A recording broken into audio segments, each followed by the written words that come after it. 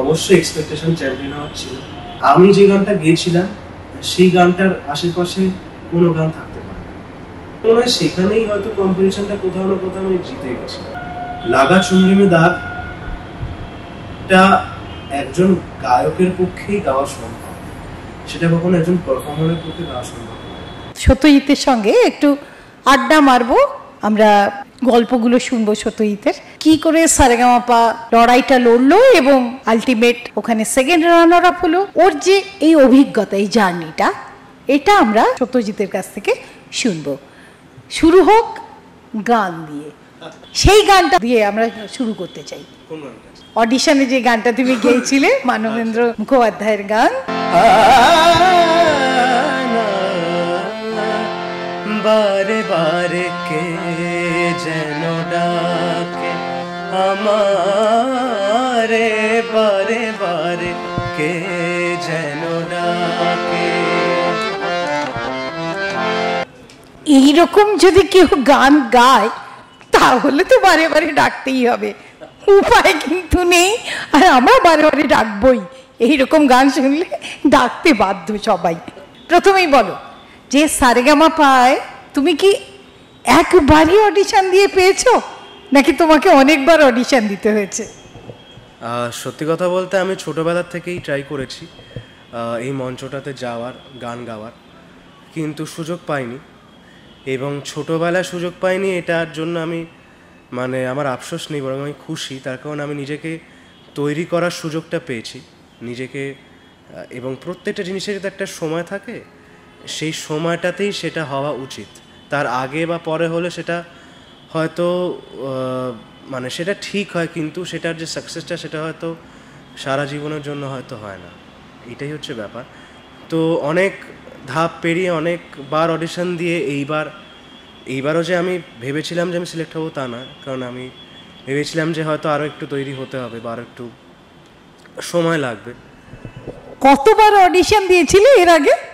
আমার মনে নেই, অবন্তিবার বলতে হবে। এইবার লাকিলি এবং অবশ্যই নিজের গানের জোরে এবং গুরুদের আশীর্বাদে, তাদের কৃপায়, ঈশ্বরের আশীর্বাদে এই বছর চান্স পেয়েছি। এবং ভাবতে পারিনি যে এতটা দূর যাব, কিন্তু যখন আমার নামটা ফাইনালিস্টদের নাম ঘোষণার সময় অ্যানাউন্স করা হলো, তখন it was like a dream come true for me, and it was a great moment. এবং সেই সময় দাঁড়িয়ে মানে সত্যিই মনে হচ্ছিল যে না, মানে এটা তো অ্যাকচুয়ালি একটা শুরু।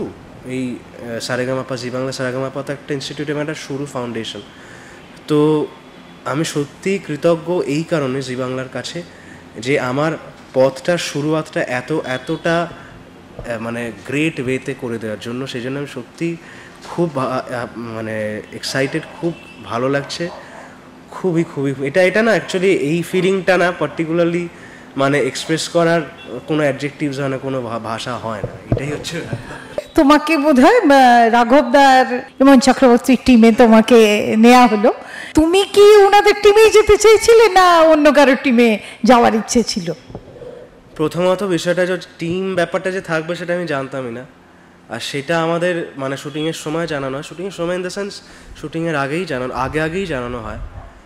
এবার কোন টিমে কারা আছেন সেটাও আমি জানতাম না। তো সেটা সম্পূর্ণটাই ব্যাকস্টেজে গিয়ে জানতে পারি যে কারা দুজন মিলে কোন টিমটা করছেন। তো হ্যাঁ, আমার মনে ছিল যে আমি যে ধরনের গান গাই সেই ধরনের গানের মানে সেটার সঙ্গে হয়তো মানাবে বেশি রাঘব স্যার এবং ইমন ম্যামের টিমে যাওয়াটা। তার কারণ তারা মূলত বাংলা গানেরই তারা শিল্পী, প্রবাদ প্রতিম শিল্পী, এবং তাদের থেকে অনেক কিছু শিখেছি। তো মানে খুবই সমৃদ্ধ হয়েছে, এটাই বলবো আর কি। এবার তোমাদের যখন সিলেকশন হয়ে গেল, অ্যান্ড দেন ওখানকার যারা গ্রুমার অ্যান্ড যারা আছেন সেখান আর কি, তাদের সঙ্গে নর্মাল যে শেখানোর সেটা কিন্তু অনেকটাই ডিফারেন্ট। সেটা তো অবশ্যই, তার কারণ আমি সত্যি কথা বলতে যেটা সবার আগে শিখেছি সেটা হচ্ছে যে গান শোনাটা শিখেছি। একটা গানকে গাওয়াটা তো শিখেছি, কিন্তু আমার মনে হয় যে আমরা সচরাচর অনেক এমন টুকিটাকি টেকনিক্যাল কিছু জায়গা কিছু মানে এমন জায়গা, সেটা ডায়নামিক্স রিলেটেড হতে পারে, সেটা ভয়েস মডুলেশন রিলেটেড হতে পারে, সেটা ডায়ালেক্ট, ডিকশন ইত্যাদি সমস্ত কিছু রিলেটেড হতে পারে, যেগুলোকে আমরা হয়তো খুব খুঁটিয়ে দেখি না। ব্যক্তিগতভাবে আমাদের একটা খুব কমন স্বভাব আছে, এটা অনেকেরই আছে, যে আমরা এই গানের এই কাজটায় কোন কোন নোটগুলো লাগছে, বা এইটা গানটার নোটেশনটা কী, বা ওপরের সুরটা লাগলো কিনা, নিচের সুরটা লাগলো কি না, we are basically focused on this particular things actually. কিন্তু একটা গান সবার আগে ডিপেন্ড করে সেই গানের বলাটার ওপর, কারণ গানটা হচ্ছে একটা মানে আবৃত্তিরই আর একটা ফর্ম, এটা আমি মনে করি। আবৃত্তির হয়তো সুর থাকে না, কিন্তু সেটার একটা ছন্দ থাকে। এবার সুর থাকে না বলাটা ভুল, কারণ সুর থাকে কিন্তু পার্টিকুলার একটা টিউন থাকে না, যেটা কিনা গানে থাকে। এই স্কেলটায় গানটা হচ্ছে, বা এই ক্রোম্যাটিক স্কেলটায় গান হচ্ছে, বা এই পিচটা থেকে গানটা শুরু হচ্ছে। সেই রকমভাবে তো ডেফিনেটলি কোনো পোয়েম আমরা আবৃত্তি করি না, রিসাইট করি না, সেটা বিভিন্ন সুরে আমরা বলি, র্যান্ডম সেটা নোটস লাগে আমার মনে হয়। কিন্তু গান গাওয়ার ক্ষেত্রে একটা পার্টিকুলার টিউন থাকে, পার্থক্যটা এখানে। আমরা কোথাও না কোথাও এই জিনিসটাই ভুলে যাই যে গানটা সবার আগে একটা বলা, গানটা সবার আগে গাওয়ারও আগে সেটা আগে একটা বলা। তো সেই বলাটা না শুনলে সেই গানটা গাওয়াটা তো মুশকিল হয়ে যায়। সেটার কাজ হয়, মুরকি হয়, হরকত হয়, তান হয়, খটকা হয়, সবই হয়, কিন্তু সেই গানটা কোথাও যেন হারিয়ে যায়, সেটা নোটেশন আকারটাই থেকে যায়। তো এই যে স্কেলেটনের ওপরেও যে চামড়াটা, বা ইট সিমেন্ট দিয়ে বাড়ির ওপরও ইন্টেরিয়ার ডেকোরেশন যেটা, সেইটা গানের ক্ষেত্রেও দরকার। মানে গানটা যদি একটা বাড়ি হয়, সেটা ধরুন ইট সিমেন্ট দিয়ে মোটামুটি একটা স্ট্রাকচার তৈরি হয়ে গেছে, তার উপরে কোন রঙটা কোন দেয়ালে লাগাবো, আর কোন জায়গায় কোন শেলফটা কোন ইন্টেরিয়ারটা লাগাবো, সেইটা হচ্ছে এখানে সব থেকে ভালো শেখা যায়। এটা আমি এক্সপিরিয়েন্স করেছি, এটাই হচ্ছে ব্যাপার। এইখানে জাজেসদের পেয়েছো, তো তাদের তোমার অভিজ্ঞতা অনুযায়ী যদি বলতে বলি আর কি, শান্তনু মৈত্র, তাকে তুমি কিভাবে দেখেছো? ওনাকে দেখে আমি ভেবেছিলাম উনি খুব মানে অত্যন্ত স্ট্রিক্ট সিরিয়াস একজন মানুষ প্রথম দিন যখন ওনাকে দেখি। কিন্তু আমার মনে আছে একদিন উনি মানে আমি আর দিয়াসিনী তখন রেড চেয়ারে ছিলাম, আর ওনার একটা খুব ভালো স্বভাব হচ্ছে, ভীষণ সিম্পল, এবং উনি হঠাৎ করে এসে রেড চেয়ারে এসে নিজেই বসলেন, যে একটু বসে দেখি তো বিষয়টা কীরকম আর কি। নিজেই বসলেন, উনি গল্প করছেন, তারপরে আমি জিজ্ঞেস করলাম, নানান টিপস নিলাম গান বিষয়ে। তো তখন বুঝতে পারলাম যে উনি কতখানি ফ্রি এবং সিম্পল সবার সঙ্গে। মানে ওনাকে দেখে ভাবতাম যে খুব একটা স্ট্রিক্ট, খুব একটা মানে হয়তো খুব রাগী এটসেট্রা এটসেট্রা। তো ওনার সঙ্গে ব্যক্তিগতভাবে মিশে সম্পূর্ণ একটা অন্য আইডিয়া তৈরি, একজন অসাধারণ মানুষ, এবং মানে true musicologist I must say. Antara মিত্র,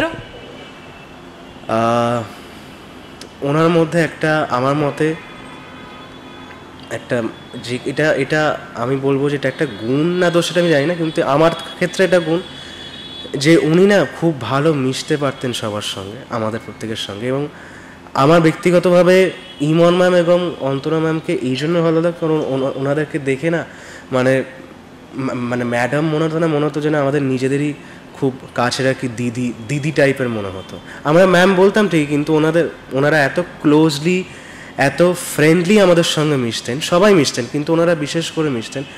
মানে বিশেষ করে এই জন্য ওনাদের নামটা বলছি, তার কারণ ওনারা খুব ওনাদের মানে আমাদের জেনারেশনের ভাইবসটা ওনাদের সঙ্গে খুব ভালো মেলে, সেটা মিউজিক্যালি হোক, সেটা যে কোনো ক্ষেত্রেই হোক। কিন্তু একজন অসাধারণ মানে মানুষ, এবং প্রত্যেকেই গুরুতুল্য। অন্তরা ম্যামের ক্ষেত্রে এটাই বলবো যে উনি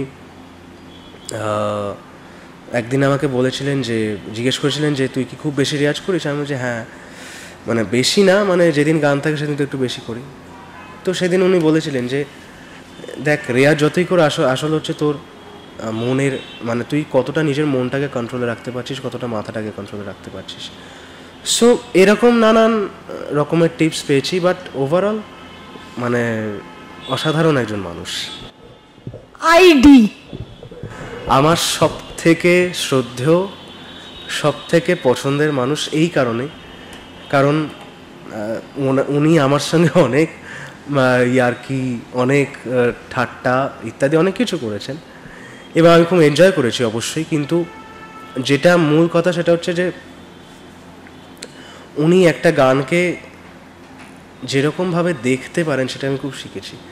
একটা গানের স্ট্রাকচারটাকে কীভাবে এক চান্সে রিড করে নেওয়া যায় সেইটা ওনার থেকে আমি ভীষণ শিখেছি। এবং ওনার যেটা ব্যাপার সেটা হচ্ছে যে ওনার যে পরিমাণ নলেজ এবং এতটা পড়াশোনা করা একজন ব্যক্তিত্ব মিউজিক নিয়ে, এমন মানুষ খুব কম দেখা যায়। মানে গান বাজনা করে অনেকেই, কিন্তু সেটাকে নিয়ে এতটা থিওরি প্র্যাকটিক্যাল সমস্তটা মিলিয়ে যে একটা ওভারঅল একটা মানে জ্ঞান অর্জন করা, এবং সেটা মানে ওনার মতন মানে গভীর জ্ঞান মানে সত্যি খুব কম দেখা যায়। উনি এতটা পড়াশোনা করেছেন, পড়াশোনা করা একজন মানুষ, এটা হচ্ছে ব্যাপার। কৌশিকী চক্রবর্তী উনি তো দেবী, ওনার সম্পর্কে আমি কী বলবো। উনি পাশে দাঁড়ালে মনে হয় সাক্ষাৎ মা সরস্বতী দাঁড়িয়ে আছেন আর কি, এতটাই মানে ওনার সব থেকে ভালো লাগে হচ্ছে যেটা প্রত্যেকজন শিল্পীর থাকা দরকার বলে আমি মনে করি, সেটা হচ্ছে ব্যক্তিত্ব, একটা নিজের ইমেজ।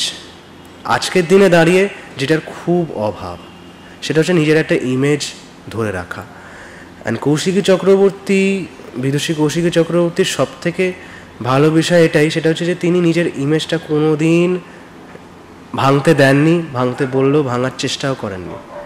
এইটা প্রত্যেকটা শিল্পী, যেমন লতা মঙ্গেশকরজির একটা ইমেজ আছে, আশাজির ইমেজ আছে, আরতি মুখার্জির ইমেজ আছে, হেমন্ত মুখার্জির একটা ইমেজ আছে, মান্নাদের ইমেজ আছে, প্রত্যেকেরই একটা পার্টিকুলার ইমেজ এবং একটা আইডেন্টিটি আছে। কিশোর কুমারেরও একটা আছে। তো আজকের দিনে দাঁড়িয়ে ওনাকে দেখে আমাদের শেখা উচিত যে নিজের আইডেন্টিটি এবং নিজের ইমেজটা কতখানি মানে ধরে রাখাটা কতটা ইম্পর্ট্যান্ট, এবং সেই জন্যই বোধহয় ওনাকে দেখলেই হাতটা জড়ো হয়ে যায় এরকমভাবে। এইটাই হচ্ছে ব্যাপার। এবং জ্ঞান তো অবশ্যই আছে, আর একটা অদ্ভুত ডিভাইনিটি আমি বলবো ওনার ব্যক্তিত্বে এবং ওনার গানের মধ্যে সবার আগে। মানে উনি যে রাস্তাগুলো দেখান, যে নোটসগুলো যে রাস্তাগুলো দেখান এক একটা রাগ, এক একটা কম্পোজিশনে, সেগুলো আমরা তো ভাবতেও পারি না যে আমরা দেখাবো। এইটাই ব্যাপার। এরপরে একসঙ্গেই বলে ফেলো Javed sir and Jojo ma'am. Javed sir আমাকে সব থেকে বেশি ভালোবাসতেন ওখানে। প্রত্যেকটা গানে উনি খুব মোটিভেশনের সঙ্গে ভুলগুলো ধরিয়ে দিতেন। এবং সব থেকে বড় কথা হচ্ছে যে জাভেদ স্যারের থেকে যেটা আমি শিখেছি, আমরা প্রত্যেকে শিখেছি, এটা কৌশিকী ম্যামও বলেছিলেন, উনি নিজে বলেছিলেন স্টেজেই আর কি, দ্যাট ইজ ডেডিকেশন। উনি একদমই বাঙালি নন, কিন্তু উনি বহু বাংলা গান এই মঞ্চে গেয়েছেন উইদাউট এনি মিস্টেক। এবং সেটার জন্য আমি যেটা শুনেছি গ্রুমার স্যারদের কাছ থেকে, কৌশিকী ম্যামও বলেছিলেন সেই সময়, যে উনি আগের দিন যেদিন গানটা পেতেন, আগের দিন শ্যুট শেষের পর উনি গানটা নিয়ে স্টাডি করতেন। He use to study the meaning and philosophy of the song also. তারপরে গিয়ে গানটা তোলা, গানটা, এবং তিনি কখনো সৌমেন স্যারকে, কখনো কল্যাণ স্যারকে, বা যিনি গ্রুমার থাকতেন, he use to call them, যে সকালে উঠে ভ্যানে গিয়ে কল করলো, যেরকম মেরা ইয়ে গানা থোড়া দিখা দেঙ্গে মেরে কো, শিখা দেঙ্গে। ওরম একজন মানুষ এরম টোনে বলছেন মেরে কো শিখা দেঙ্গে থোড়া। এই জিনিসটা তো শেখার মতন, অহংকারের অটুকু নেই, এবং একদম নিখুঁতভাবে প্রত্যেক কটা গান গাওয়া, বাংলা গানগুলো মানে শুনে মনেই হবে না যে একজন অবাঙালি গাইছেন, মানে আদ্যপান্ত একজন বাঙালি গাইছেন, এটাই মনে হতো শোনা। তো এটাই আর কি, যে একজন শিল্পীর সবার আগে কতটা ডেডিকেশন দরকার সেটা ওনার থেকে শেখাটা যায়। এবং জোজো ম্যামের কথা বলতে গেলে মানে খুব প্রাণ খোলা একজন মানুষ, একজন মানে আমার যদিও জনারটা আমার এক ছিল না জোজো ম্যামের জনার, কিন্তু ওনার সব ধরনের গানে উনি এতটা আমাদেরকে হেল্প করতেন, এতটা সব সময় খুব এনকারেজ করতেন, মোটিভেশন দিতেন। খুব ভালো, খুবই অসাধারণ মানুষ। ছোট্টবেলা থেকে একটা নিম্ন মধ্যবিত্ত বাড়ির থেকে উঠে এসে যখন এই একটা লেভেলে যাই, তখন কিন্তু তার সঙ্গে একটা ইকুয়ালি একটা লড়াই চলে, এবং যে লড়াইটা তোমাকে কোথাও ওই সারেগামাপার মঞ্চে লড়ার জন্য সাহায্য করেছে? প্রত্যেকটা পদে সাহায্য করেছে এই কারণে, তার কারণ শিল্পী কখনো আরাম পেয়ে হওয়া যায় না। শিল্পী হতে গেলে তোমাকে লড়াই করতে হবে, বা সেটাই একজন শিল্পীকে গড়ে তোলে। সেটা তার মানসিক স্ট্রেংথ হোক, সেটা তার ভাবনা চিন্তার ম্যাচুরিটি হোক, সমস্তটা দিক দিয়ে লড়াইটা সবার আগে দরকার। এবং প্রত্যেকটা পদে এই লড়াইটাই আমাকে বড্ড বেশি লড়াকু করে তুলেছিল। একটাই বোধহয় পারফরমেন্স ছিল যেটার পরে আমি একটু কেঁদে ফেলেছিলাম, কারণ সেটা আমার এক্সপেক্ট করিনি যে সেটা অতটা খারাপ হবে। কিন্তু আদারওয়াইজ প্রত্যেক কটা গানের আগে অ্যাকশন বলার আগে বা টেকটা নেওয়ার আগে আমি একটা কথাই মাথায় রাখতাম, যে এই যে 4 মিনিট 5 মিনিটের ডিউরেশনটা দেওয়া হয়েছে আমাকে, সেখানে আমাকে প্রমাণ করতে হবে যে আমি কে, আমি কি পারি এবং আমি কতটা পারি। এইটাই ব্যাপার। এইটা আমাকে অনেকটা, এই লড়াইটা, পারিবারিক যে স্ট্রাগলটা, সেটা অনেকটা হেল্প করেছে আমাকে। এই প্রমাণ করার যে শক্তিটা, যে মেন্টাল স্ট্রেংথটা, সেইটা অবশ্যই দিয়েছে, এটাই বলবো। তোমার সঙ্গে কার সব থেকে বেশি বন্ধুত্ব ছিল, আর তুমি কাকে মনে করতে যে এ আমার সব থেকে বড় প্রতিদ্বন্দ্বী? বন্ধু না, আমার সব থেকে বেশি বাচ্চারা ছিল। কারণ আমি নিজে অত্যন্ত দেখে খুব গুরুগম্ভীর মনে হয় আমার। বেসিক্যালি আমি খুব বাচ্চা টাইপের ভাবনা চিন্তাটাও এখনও সেটাই আছে। আর ওদের সঙ্গে আমার বন্ধুত্বটা সাংঘাতিক ছিল, এবং সাইড বাই সাইড ওরাও আমাকে খুব ভালোবাসতো, সম্মান করতো। বন্ধুত্বটা বেসিক্যালি বাচ্চাদের সঙ্গে ছিল, বড়দের সঙ্গে অতটা গভীরে গিয়ে বন্ধুত্ব ছিল না, কারণ সেখানে কম্পিটিশনটাও ছিল। তো বাচ্চাদের সঙ্গে তো আমার কম্পিটিশন নেই, সেখানে বন্ধুত্বটা একটা অন্য মাত্রার বন্ধুত্ব ছিল। এটাই হচ্ছে ব্যাপার। কাকে প্রতিদ্বন্দ্বী বেশি মনে হতো, যে হ্যাঁ এ আমার আসল প্রতিদ্বন্দ্বী? এটা বোধহয় খুব গভীরে ভাবলে বুঝতে পারবেন। সেটা হচ্ছে, আমি নিজেকেই নিজের প্রতিদ্বন্দ্বী মনে করতাম। এইটা কেন, সেটা বলতে গেলে তো অনেকটা টাইম লাগবে, কিন্তু কম্পিটিশনটা, আমার মতে কম্পিটিশন জিনিসটা সবসময় নিজের সঙ্গে নিজেরই হয়, আর কম্পিটিশন কখনো একজনের সঙ্গে আরেকজনের হতে পারে না। খাঁটি কথা বলেছো এখানে। ওখানে তুমি তো অনেক ধরনের গানই গেয়েছো, কিন্তু যেদিন স্পেশালি নচিকেতা চক্রবর্তী এসেছিলেন, দ্যাট ডে তুমি যে গানটা গেয়েছিলে, আই থিঙ্ক আমি ছিলাম ওদিন, সেই হিসেবেই বলছি, that was the another best performance of your Saregama pass journey, আমি ফিল করেছি। So beautiful. সেদিন ওই গানটা কি ভেবে গেয়েছিলে? নিশ্চয়ই ওর নেপথ্যে কিছু তো কাজ করছিল বলতে, হ্যাঁ, নেপথ্যে তো অনেক কিছুই কাজ করছিল। সবটা হয়তো ব্যাখ্যা করা যাবে না, বা ব্যাখ্যা করার ভাষা নেই, অথবা ব্যাখ্যা করাটা ঠিক হবে না। বিষয়টা হচ্ছে যে এই গানটা যে সম্পর্কটাকে নিয়ে, সেই সম্পর্কটা তো কতটা গভীরে সেটা দেখতেই পেলেন আপনি। এবং সেইখানে দাঁড়িয়ে একটা সম্পর্কের টিকে থাকার পেছনে অনেক ভালোবাসা থাকে, অনেক ভাঙা গড়া থাকে, অনেক চড়াই উতরাই থাকে। তো সেইগুলো পেরিয়েও, অনেক মান অভিমান পেরিয়েও যে আজকে আমরা এতটা একে অপরকে শ্রদ্ধা করি, সেটাই পোট্রে করা হচ্ছে এই গানটার মাধ্যমে, যেখানে বলা আছে যে ভেঙে দেখো আমায়, জুড়ে দেখো আমায়, তুমি আমারই রয়েছো। এই ভাঙা গড়ার খেলাটাই তো এই গানে পোট্রে করা হয়েছে। তো সেই জন্য আমার মনে হয় যে এই গানটা একজন বাবা ছেলের সম্পর্ককে সব থেকে ভালোভাবে পোট্রে করতে পেরেছে আমার মতে। গোটা যে কোনো আমি বলবো যে এই গানটা এই সম্পর্কটাকে নিয়ে সর্বশ্রেষ্ঠ গান, এটা আমার মতে। এবং সেই দিন তোমার ওই গান শুনে বাবার চোখে কিন্তু জল ছিল, আমি নিজে সাক্ষী ছিলাম। হ্যাঁ, সুতরাং আজকে যখন সামনে বসে আছি, একটু শোনার লোভ কিন্তু ছাড়তে পারছি না। একটু শুনি।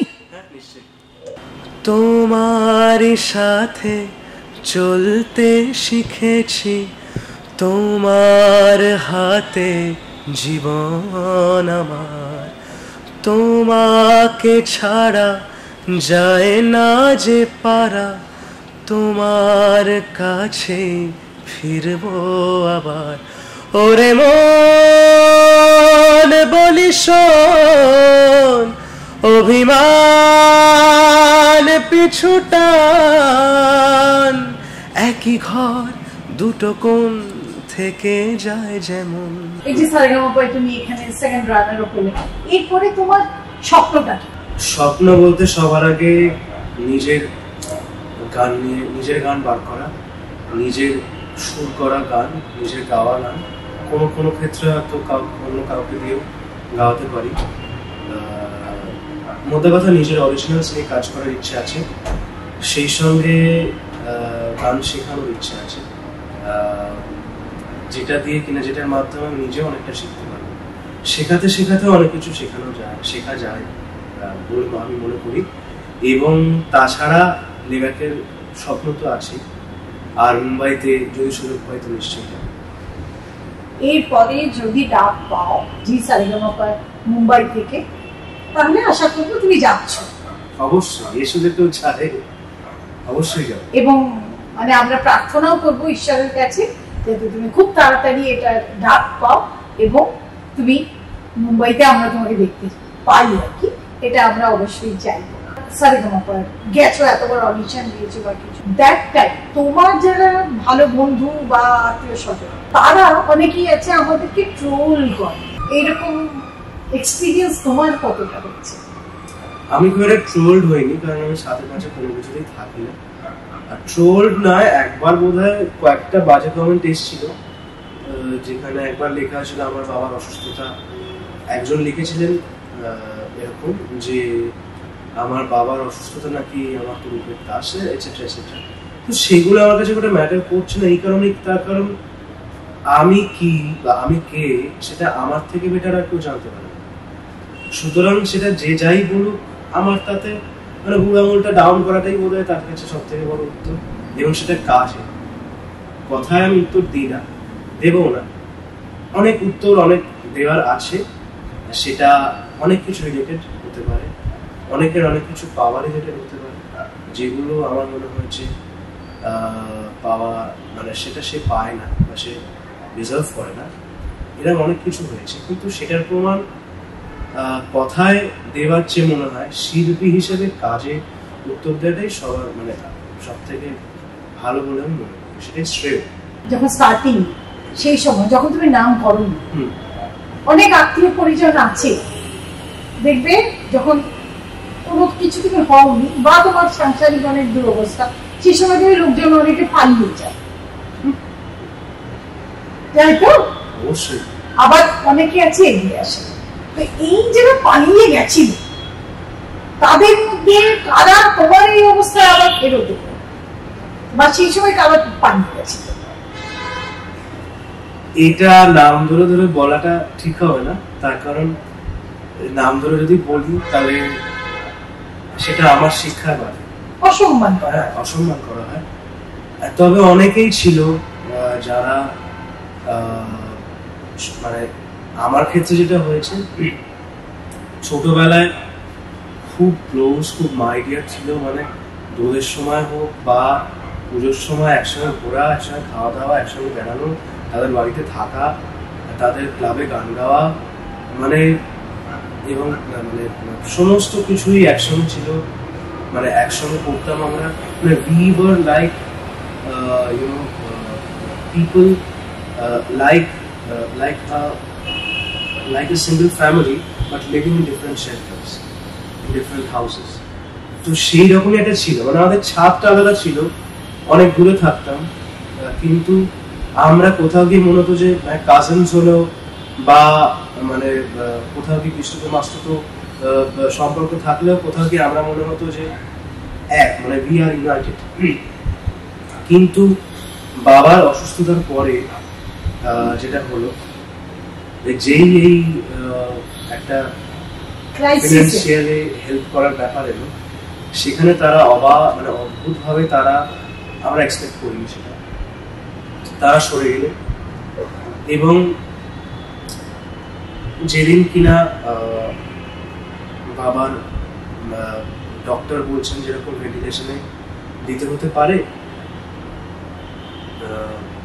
এবং টাকার ব্যাপার আসছে, সেই দিনকে ক্রমশই মানে লোকজন, মানে নাম্বার অফ পিপল যারা সরে যাচ্ছিল সেই নাম্বারটা বেড়ে যাচ্ছে।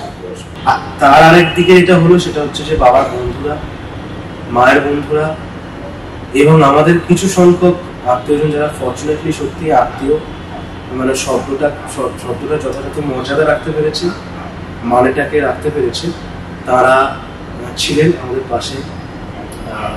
আমি তাদেরও নাম বলবো না, কারণ তাদের বাকিদেরকে ইয়ে করা হবে, কিন্তু হ্যাঁ কয়েকজন আত্মীয় স্বজন পাশে ছিল, ম্যাক্সিমাম পাশে ছিল না।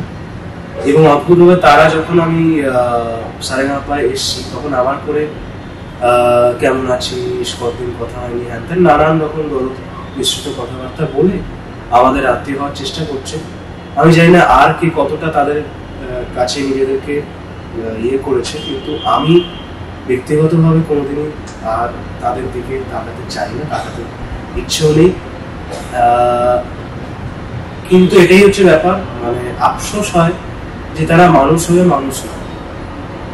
মানে মানুষ শব্দটার মানেই যদি আমি না দেখাতে পারলাম বা না নিজের শিক্ষার মধ্যে রাখতে পারলাম, তাহলে আমি মানুষ কোথায়, অন্য কোনো প্রজাতির কোনো আর কি প্রাণী। আচ্ছা তুমি বলো, এই যে তুমি এখন ওখানে একটা র্যাঙ্ক মানে পজিশন পেলে, ফিরে এলে, এন্ড দেন অনেকেই আছে যে অ্যাকচুয়ালি তুমি কত কি অ্যামাউন্ট পেয়েছো বা কিছু, এটা জানার জন্য তো বহু লোক মানে একদম উৎসুক হয়ে আছে। ম্যাক্সিমাম যারা ফোন করছেন, ম্যাক্সিমাম অনেক যারা শুভাকাঙ্ক্ষী, তারা এটাই জিজ্ঞেস করছে যে কেমন আছি বা শরীর কেমন আছে বা ভবিষ্যতে কি প্ল্যানিং বা অ্যাডভাইস দিচ্ছেন। ম্যাক্সিমাম হচ্ছে কি রে কেমন আছিস, বা মাকে ফোন করে, বাবাকে ফোন করে বললো কি খবর তোমার ইত্যাদি হ্যান ত্যান। অ্যান্ড দ্য মেইন কোয়েশ্চেন, বা আমরা যেটাকে বলি না, একটা মানে আমাদের একটা কোয়েশ্চেন পেপারও থাকে, এটা পেটেন্ট কোয়েশ্চেন প্রত্যেক বছর আসবে। তো এই কোয়েশ্চেনটা অনেকটা সেরকমই, যে কত প্রাইজ মানি পেলে তুমি। তো সেখানে তাদের উদ্দেশ্যটা বোঝাই যাচ্ছে। এবং এই তো মানে মানে বড্ড মানে আফসোস হয় যে মানুষ হিসেবে জন্মে যদি মানবতার এতটাই অধঃপতন দেখা যায়, তাহলে সেখানে মানুষের জন্য লাভ একদম। মানে আমাকে সব থেকে বেশি মানে টাইপ অফ সংস আমাকে গাইতে হয়েছে ওখানে দাঁড়িয়ে, মানে তোমাকে দিয়ে এক্সপেরিমেন্টটা বেশি হচ্ছে। অবশ্যই, তার কারণ আমি আদ্যবান্ত পাতি, মানে বাঙালি পাতি চুল, মানে পাতা চুল করা একটা ছেলে, সে বারে বারে কেন ডাকে গাইছে বাংলার আত্মদান রাগাশ্রয়ী, হ্যাঁ, আবার চালাতে মুসাফিরও গাইছে। এবার সেখান থেকে জার্নিটা ভেঙে ভেঙে চালাতে মুসাফির হয়ে ওই মিলগিয়া অব্দি গেছে, সমঝাওয়াকি অব্দি গেছে। তো সেইখানে মনে হয় সেখানেই হয়তো কম্পিটিশনটা কোথাও না কোথাও আমি জিতে গেছি। এক্স্যাক্টলি সেটা মানে সেই অ্যাচিভমেন্টটা, সেই জার্নিটা, সেই শিক্ষাগুলো, এটা তো আমাকে সেই দিনটায় আমাকে থার্ড হয়েছি, সেটা আমার কাছে ম্যাটার করছে না। কিন্তু এই শিক্ষাগুলো তো আমাকে সারা জীবন যাতে আমি প্রত্যেকের মানুষের মনে ফার্স্ট হয়ে থাকতে পারি আমার গানের মাধ্যমে, সেইটা তো হয়েছে, সেটাই আমার কাছে সব থেকে বড় অ্যাচিভমেন্ট। না, যেখানে তুমি চিন্তা করো দিয়াশিনী প্রথমে, আমরা দেখেছি দিয়াশিনী প্রথমে হোল্ডে ছিল, ওকে তোমাদেরকে যেরকম প্রথমেই যারা আপ্লুত হয়ে নিজেদেরকে মানে তোমাদেরকে সিলেকশন করেছেন, সেখানে সেই ক্ষেত্রে দিয়াশিনী কিন্তু হোল্ডে ছিল, সেখান থেকে উঠে এসে ও সেখানে একদম প্রথম হয়ে গেল। আর যেখানে আমরা এক্সপেক্ট করেছি যে এত জনারের গান সত্যজিৎ গেয়েছে, সেখানে গিয়ে এই রেজাল্টটা কোথাও কিন্তু তোমার ফ্যান এবং আমাদেরকে একটু ডিসঅ্যাপয়েন্টেড করেছে। তোমারও কি আশা ছিল না যে থার্ড অন্তত আমি হবে, মানে হলে মেবি মানে সেকেন্ড অবধি হতে পারি, বাট নট থার্ড? অবশ্যই এক্সপেকটেশন চ্যাম্পিয়ন হওয়ার ছিল, কারণ আমি জানতাম যে মানে আমার এইটুকু কনফিডেন্স ছিল যে আমি হয়তো ফার্স্ট না হই, আমি সেকেন্ড হয়তো হব। কিন্তু এটাও ঠিক যে কম্পিটিশনটা ডেইলি হচ্ছে, একটা দিনের ওপর বেস করে হচ্ছে। তো সেইখানে দাঁড়িয়ে বিচার নিয়ে কোনো কথা বলার জায়গা নেই, আর থাকলেও সেটা আমি বলবো না, তার কারণ সেই যোগ্যতা আমার এখনো হয়নি। আমি ওই জায়গায় যেতে পারিনি, সেই যোগ্যতা আমার হয়নি যে আমি বিচার নিয়ে কোনো কথা বলবো। কিন্তু একটা কথাই বলবো, সেটা হচ্ছে যে প্রত্যেক দিনে আমরা দেখেছি মানে যে কটা এপিসোড হয়, এপিসোড বাদ দিন যে কোনো কম্পিটিশন, সেটা কিন্তু সেই দিন কিরকম গাইছে সেটার উপর হয়। This being a reality show, যেখানে কম্পিটিশন প্লাস শো আছে, সেখানে আমাকে গান প্লাস পারফরমেন্স রাখতে হবে। লাগা চুনরি মে দাগটা একজন গায়কের পক্ষেই গাওয়া সম্ভব, সেটা কখনো একজন পারফর্মারের পক্ষে গাওয়া সম্ভব না। আর গায়ক পারফর্মার একসঙ্গে কখনো হতে পারে না। হ্যাঁ, তাহলে তো এটা মনে করতে পারি যে মানে কি বলবো, মানে ইলিশ মাছ মানে সোয়াবিনের তরকারির মধ্যে ইলিশ মাছ ঢেলে দিলে বিষয়টা কিরকম হবে। তো সেইখানে দাঁড়িয়ে সিঙ্গার পারফর্মার দুজন আলাদা, একসঙ্গে কোনো হতে পারে। কিন্তু সেই দিন যেটা হয়েছিল, সেটা সব থেকে বেশি গান প্লাস পারফরমেন্স যদি দুটো একসঙ্গে বিচার করা হয়, তাহলে অনেক বেশি ইলেকট্রিফাইং পারফরমেন্স দেওয়া ছিল আমার থেকে। এবং সেই গাছর আছে, আমার ওর মতন ক্ষমতা নেই মানে নিচে নিচে গাওয়ার বা অডিয়েন্সের সঙ্গে ইন্টারঅ্যাক্ট করে গাওয়ার। পিয়াতত্ত্বের মতন একটা অত কঠিন গান অবশ্যই। তো পিয়াতত্ত্ব গানের পারফরমেন্সটাও একটা বিরাট জায়গা আছে, মানে পারফরমেন্সটা সব থেকে বেশি জায়গা জুড়ে আছে। কারণ গানটা আশা ভোসলে হয়তো গেয়ে দিয়েছেন, কিন্তু আশা ভোসলে তো গাওয়ার সময় তাকে নাচতে হয়নি। গানটা গাওয়ার সময় আশা ভোসলে গানটা গেয়ে দিয়েছেন, পারফর্ম করেছেন হেলেনজি। তো সেইখানে সেই রকম পারফরমেন্স প্লাস গানটাকে মেনটেন করে গাওয়া is something very tough to do.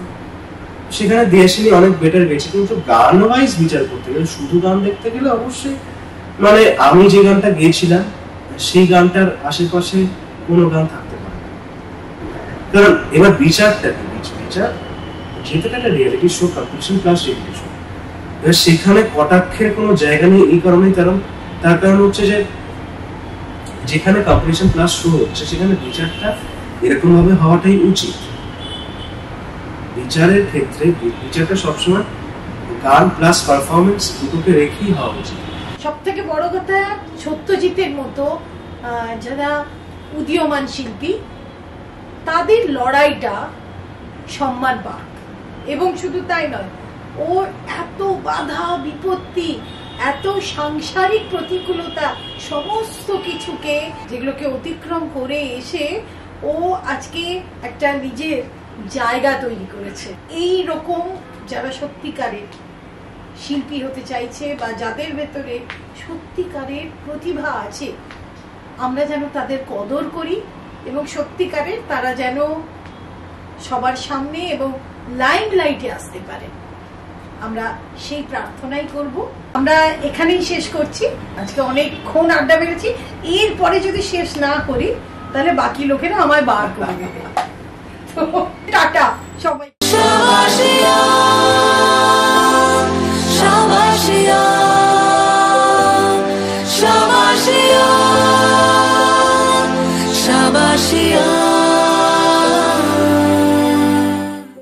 জীবনের স্বপ্নে আনন্দের ফেরিওয়ালা।